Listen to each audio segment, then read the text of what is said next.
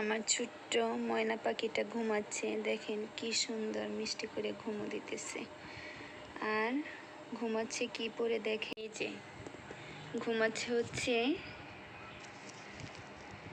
জুতা পরে। যে জুতা পরে মানুষ হাঁটা শেখে, ছোট্ট বেবিদের হাঁটা শেখানো হয়, ওই জুতা পরে ঘুম পাড়িয়ে দিয়েছি। কারণ আমার বেবিটা হাঁটতে পারে না, এই জন্য যেন হাঁটতে পারে, পায়ের গোড়ালিটা শক্ত হয়, তাই জুতাটা পরিয়ে দিয়েছি।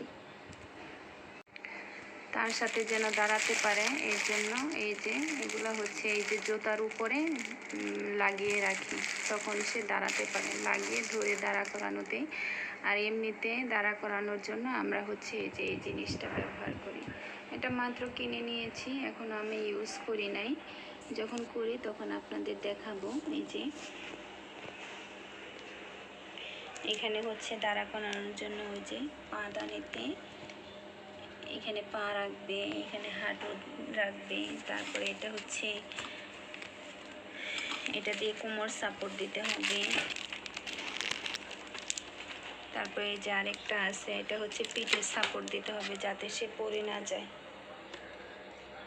তারপরে এই যে এখানে আরেকটা জিনিস আছে, এটা হচ্ছে চেয়ার, বসার চেয়ার। এই যে যেটা আছে এটা খোলা যায় এবং হচ্ছে এই যে এখানে সে বসে এই জায়গাটাতে হেলান দিবে, ঘাড় রাখবে। এটা দিয়ে তার কাঁধ, এই বেল্ট দিয়ে কাঁধ আটকে দিতে হবে। একটা ছোট্ট বাচ্চা যে কিনা আসলে কিছুই বুঝতে শিখে নাই,